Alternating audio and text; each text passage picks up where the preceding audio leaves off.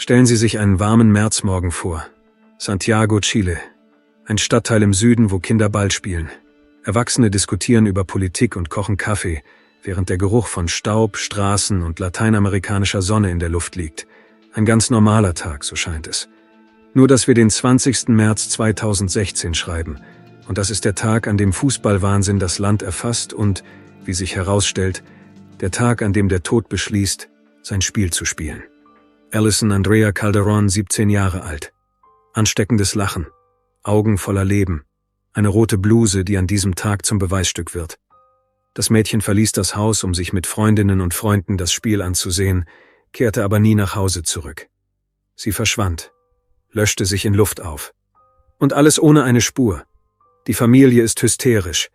Ihre Freundinnen rufen sich gegenseitig an, die sozialen Netzwerke brodeln. 5 Tage lang herrscht Stille. Dann kommt ein Anruf. Anonym. Kalt wie ein Messer. Ein Anruf, der einem Schauer über den Rücken jagt. Das Mädchen liegt begraben. Nicht im Keller, nicht im Untergrund. Direkt im Hof, unter dem Kies des Parkplatzes. Der Verdächtige ist ein Einheimischer namens Julio. Er lebt direkt auf dem Schulgelände, ist mit den Kindern befreundet, handelte mit illegalen Substanzen und glaubt, dass ihn niemand bemerkt. Aber jemand hat ihn bemerkt. Und was dann folgt, ist nicht nur eine Ermittlung. Es ist eine Explosion, Wut, eine Menschenmenge und Gerechtigkeit, die wie immer zu spät kommt. Diese Geschichte handelt nicht vom Tod. Es ist eine Geschichte darüber, wie ein ganzes Viertel zu Protesten aufstand. Darüber, wie das System versagte. Und über ein Mädchen, das eigentlich nur Fußball schauen wollte, aber stattdessen einem Monster begegnete. Alison Andrea Calderón Hidalgo wurde am 26. Februar 1999 im Stadtteil El Bosque im Süden der chilenischen Hauptstadt Santiago geboren. Sie wuchs in einer freundlichen und fürsorglichen Familie auf, in der ihre Eltern ihr Liebe und Aufmerksamkeit schenkten. Sie hatte mindestens eine ältere Schwester namens Greasel. Über Alisons Kindheit ist wenig bekannt, aber Verwandte und Freunde beschrieben sie als lebensfrohes, liebevolles, offenes und charismatisches Mädchen. Sie wurde als Seele der Gesellschaft bezeichnet, da sie leicht ins Gespräch kam, die Stimmung der Menschen um sie herum hob und alle mit ihrer Energie ansteckte. Im Jahr 2016, im Alter von 17 Jahren, besuchte Alison die Highschool des Lycée Ray Luis Beltrán. Am 20. März fand im Land ein wichtiges Fußballspiel zwischen den Mannschaften Colo-Colo und Universidad de Chile statt. Alison hatte vor, sich das Spiel zusammen mit Freunden und Cousins anzusehen und verließ das Haus in einer roten Bluse und Jeans. Am Abend begann ihre Familie jedoch, sich Sorgen zu machen. Das Mädchen war nicht nach Hause zurückgekehrt. Ihre Angehörigen riefen ihre Freundinnen an, in der Annahme, dass sie vielleicht bei jemandem übernachtet hatte. Aber niemand wusste, wo sie sich befand. Außerdem stellte sich heraus, dass sie nicht einmal zum Spiel gekommen war. Das löste sofort große Besorgnis aus. Am nächsten Tag erstattete die Familie Anzeige bei der Polizei und begann aktiv nach dem Mädchen zu suchen. Die Suchaktion umfasste die Umgebung, einschließlich des Geländes der Schule, die Alison besuchte. Es wurden Plakate mit ihrem Foto und Informationen aufgehängt, die auch in sozialen Netzwerken verbreitet wurden. Die Angehörigen baten alle, die etwas wissen könnten, sich mit ihnen in Verbindung zu setzen. 5 Tage vergingen ohne jede Nachricht. Und dann, am 25. März, kam ein Anruf. Eine Frau namens Deborah Barlis rief Andrea, Alisons beste Freundin, an und berichtete ihr schreckliche Details. Ihren Angaben zufolge war Alisons Leiche auf dem Schulgelände begraben worden. An diesem Verbrechen war ein 32-jähriger Mann namens Julio Rodrigo Miranda Herrera beteiligt. Besonders beunruhigend war, dass die Frau, die diesen Anruf tätigte, seine Freundin war. Julio wohnte direkt auf dem Gelände der Bildungseinrichtung, da sein Vater dort als Hausmeister arbeitete. Er kannte viele Schüler, zu denen er ein gutes Verhältnis pflegte, und handelte mit illegalen Substanzen. Außerdem waren ihm Fälle von aggressivem Verhalten, insbesondere gegenüber Frauen, nachgesagt worden. Andrea informierte sofort Alisons Großmutter Trinidad über alles. Gemeinsam machten sie sich sofort auf den Weg zur Schule. Dort angekommen, begannen sie, nach möglichen Spuren zu suchen. Irgendwann fiel Andrea ein kleiner Hügel auf dem Parkplatz auf. Als sie etwas Erde wegschaufelte, sah sie ein Stück von Alisons roter Bluse. Sie riefen sofort den Rettungsdienst. Die Polizei traf am Tatort ein und begann mit den Ermittlungen. Gleichzeitig überprüfte Allisons Schwester Greasel ihre Social-Media-Seite und entdeckte die letzte Unterhaltung mit Julio. Er bestand darauf, dass sie alleine kommen sollte und versicherte ihr, dass er auf sie warten würde. Allison antwortete, dass sie fast da sei. Dieses Gespräch fand kurz vor Beginn des Fußballspiels statt. Genau zu diesem Zeitpunkt verließ das Mädchen zum letzten Mal das Haus und kehrte nicht mehr zurück. Am Abend des Freitags, dem 25. März, 5 Tage nach ihrem Verschwinden, versammelten sich die Bewohner des Stadtteils El Bosque vor dem Schultor. Später bestätigte der zuständige Staatsanwalt die Vermutungen. Sie erwiesen sich als wahr. Der Leiter der Ermittlungsabteilung der chilenischen Polizei bestätigte offiziell, dass die gefundene Leiche tatsächlich Allison gehörte. Sie lag in einer flachen Grube. Am Tatort arbeiteten Experten und sammelten Beweise. Nachdem diese Information bekannt geworden war, versammelten sich Anwohner und Bekannte des Mädchens vor dem Schulgebäude. Die Menschen waren empört und wollten in das Gebäude eindringen, um Julio zu bestrafen, den sie für mitschuldig hielten. Sie waren überzeugt, dass er sich auf dem Gelände versteckte, da er der Sohn des Hausmeisters war. Die Lage spitzte sich zu und Vertreter der Carabineros, der nationalen Polizei Chiles, sowie Spezialeinheiten trafen ein, um die Menge zurückzuhalten. Doch Julio war zu diesem Zeitpunkt bereits nicht mehr in der Schule. Er wurde landesweit gesucht, da ein offizieller Haftbefehl gegen ihn erlassen worden war. Trotzdem dauerten die Konflikte zwischen den Einwohnern und den Sicherheitskräften an. In der Zwischenzeit füllte sich Allisons Seite in den sozialen Netzwerken nicht mit Bitten, nach Hause zurückzukehren, sondern mit Beileidsbekundungen. Ihre Angehörigen erinnerten sich an sie als treue und loyale Freundin. Nun gab es nur noch ein Ziel: den Verdächtigen zu finden und ihn der Justiz zu übergeben. Das Warten dauerte nicht lange. Bereits am 26. März ging ein anonymer Anruf bei der zentralen Leitstelle ein, in dem mitgeteilt wurde, dass eine Person, die der Beschreibung von Julio entsprach, in einer bestimmten Gegend gesehen worden sei.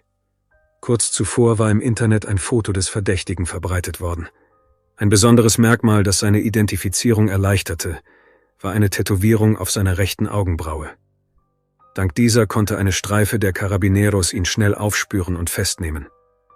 Nach Angaben des Staatsanwalts versuchte Julio in diesem Moment zu fliehen. Der nächste Schritt war das offizielle Verfahren. Anklageerhebung, Antrag auf Verlängerung der Haft sowie die Durchführung von Untersuchungen, die seine Beteiligung an der Straftat bestätigen könnten. Die Gerichtsmediziner mussten auch die genaue Todesursache von Allison feststellen. Nach der Festnahme von Julio weckte die Situation noch größeres Interesse seitens der Presse. Während seines Transports versuchten Journalistinnen und Journalisten, ihm Fragen zu stellen. Er verbarg sein Gesicht nicht und behauptete, dass er das Mädchen gekannt habe, ihr aber nichts angetan habe.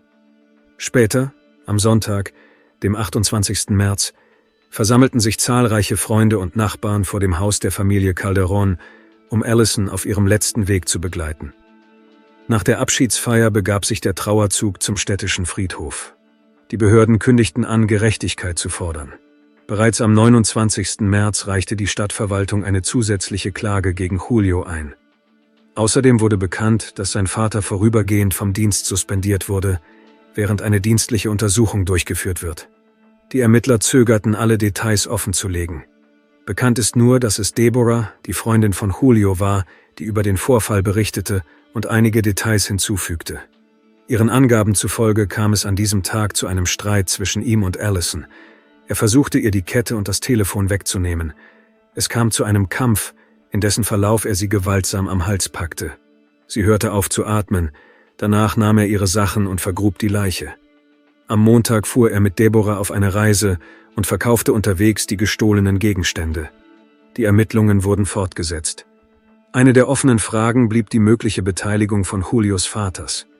Medizinische Expertinnen und Experten sollten feststellen, ob Allison sexuell missbraucht worden war, aber diese Daten wurden nicht veröffentlicht. Am 29. März wurde Julio zur offiziellen Anklageerhebung vor Gericht gebracht. Die Verhandlung dauerte mehr als 2 Stunden. Der Staatsanwalt legte detailliert den Ablauf der Ereignisse dar, die zu der Straftat geführt hatten, und legte die Unterlagen des Falles vor. Darunter befand sich auch die Aussage von Deborah, die berichtete, dass der Mann ihr während einer gemeinsamen Reise die Tat gestanden hatte. Nach der Sitzung beschloss das Gericht, eine 180-tägige Untersuchung einzuleiten und der Verdächtige wurde in Untersuchungshaft genommen. Er wurde in eine andere Justizvollzugsanstalt verlegt, da er Drohungen erhalten hatte, unter anderem von einem Verwandten von Allison, der wegen Raubes in Haft saß. Während die Gerichtsverfahren ihren Lauf nahmen, brachte Allisons Mutter ihre Wut und ihren Schmerz zum Ausdruck. Verwandte, Nachbarn und Freunde versammelten sich mit Fotos des Mädchens vor dem Gerichtsgebäude und forderten Gerechtigkeit. In der Nachbarschaft, in der die Familie lebte, wurde ein farbenfrohes Wandporträt von Allison an der Wand ihres Hauses angebracht. Die Menschen versammelten sich dort, um Kerzen anzuzünden, Gebete zu sprechen, Blumen zu bringen und Erinnerungen auszutauschen. Nicht weit vom Haus entfernt erschienen auf den Heckscheiben geparkter Autos Inschriften zu ihrem Gedenken. Eine Nachbarin, die Allison seit ihrer Kindheit kannte, gab zu, dass die ganze Nachbarschaft schockiert war. So etwas Tragisches hatte es in ihrer Gegend noch nie gegeben. Die Nachbarn organisierten ein Sportturnier auf dem Platz neben Allisons Haus, um Geld für die Beerdigungskosten zu sammeln. Die Mutter des Mädchens weigerte sich, über das Geschehene zu sprechen, mit der Begründung, dass niemand verstehen könne, was sie durchmachen müsse. Sie beschrieb ihre Tochter als ihre Prinzessin, die ihr genommen worden sei. Ihre Tante mütterlicherseits, Lucy, erzählte, dass Allisons Gesicht entstellt gewesen sei, als die Familie ihre Leiche erhalten habe. Während des Prozesses bemerkten sie an Julios Körper Bissspuren und Kratzer, die wahrscheinlich während der Selbstverteidigung entstanden waren. Die Frau erzählte auch, dass ihre Schwester, die Mutter des Mädchens, sich völlig zurückgezogen habe, nicht mehr gegessen, gesprochen und an Veranstaltungen zum Gedenken an ihre Tochter teilgenommen habe.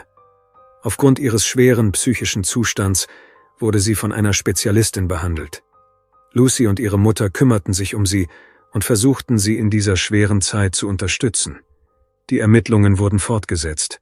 Eine der Etappen war die Rekonstruktion des Tathergangs am Tatort, an der der Verdächtige selbst, Vertreterinnen und Vertreter der Familie Allison und Mitarbeitende verschiedener staatlicher Behörden teilnahmen.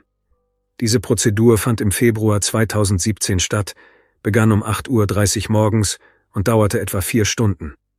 Alle Teilnehmenden schilderten ihre Version der Ereignisse am Tag der Tragödie. Jede Seite teilte ihre Schlussfolgerungen mit, um der Polizei und der Staatsanwaltschaft dabei zu helfen, die Ereignisse zu rekonstruieren und den Ablauf der Geschehnisse festzustellen.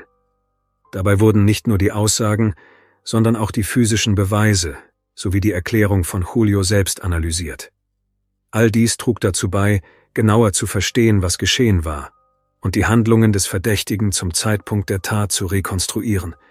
Für die Familie war dies ein schwerer emotionaler Schock. Während der Ermittlungen protestierten Allisons Freundinnen, Freunde und Anwohner weiterhin vor dem Gebäude der Bildungseinrichtung, an der sie studierte, und forderten Gerechtigkeit. Vor dem Hintergrund dieser Ereignisse gab es neue Aussagen von anderen jungen Frauen, die behaupteten, zuvor Opfer aggressiven Verhaltens von Julio geworden zu sein. Diese Aussagen verstärkten die Schwere der Vorwürfe.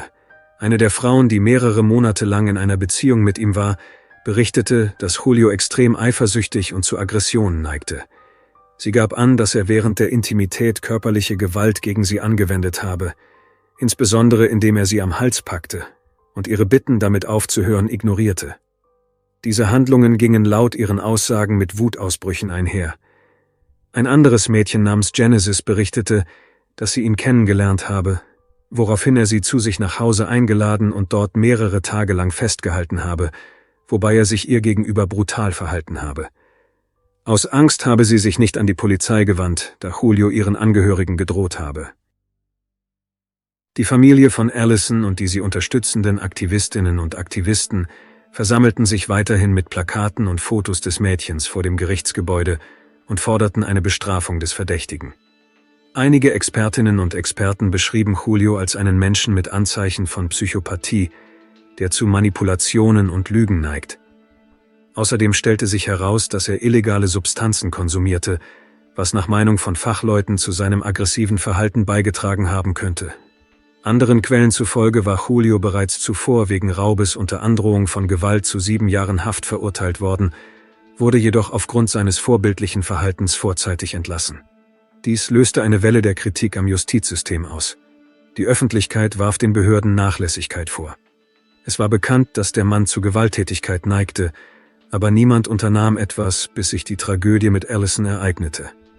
Nach Meinung vieler hatte das System die Notwendigkeit ignoriert, sein Verhalten und seinen psychischen Zustand zu beobachten. Zu diesem Zeitpunkt war die Rede davon, dass dem Mann eine Strafe von 10 Jahren und einem Tag bis zu lebenslanger Haft drohen könnte. Wie vorgesehen musste die Untersuchung jedoch innerhalb von 180 Tagen abgeschlossen werden, woraufhin der Fall an das Gericht weitergeleitet wurde. Im September 2018 befand das Gericht den damals 34-jährigen Julio Miranda Herrera für schuldig, einen Raub begangen und anschließend einen Menschen getötet zu haben. Er wurde zu lebenslanger Haft verurteilt. Obwohl das Gericht den Forderungen der Staatsanwaltschaft stattgab, war keiner der Vertreterinnen und Vertreter der Anklage der Meinung, dass ein solches Urteil echte Genugtuung bringen könne. Das Ausmaß des Geschehens ließ keinen Zweifel daran, dass sich solche Fälle nicht wiederholen dürfen. Die Geschichte von Alison Andrea Calderón Hidalgo hat tiefe Spuren im öffentlichen Gedächtnis Chiles hinterlassen. Die Brutalität des Verbrechens, die darauf folgenden Ermittlungen und das endgültige Gerichtsurteil, das den Abschluss dieses Falles bildete, bleiben ein Symbol für den Kampf um Gerechtigkeit. Die Essenz dieser Geschichte geht jedoch über das Urteil hinaus. Der Name Alison sollte nicht nur mit einer Tragödie in Verbindung gebracht werden. Man sollte sich an sie als ein strahlendes und träumerisches Mädchen erinnern, das noch die ganze Welt vor sich hatte. Dieser Fall ist nicht nur eine Zeile in einer Strafsache. Er ist eine Warnung an die Gesellschaft, ein Aufruf, nicht zu vergessen, zu lernen und weiterhin Schutz und Gerechtigkeit für diejenigen zu fordern, die nicht mehr für sich selbst sprechen können. Danke fürs Zuschauen und passen Sie auf sich auf.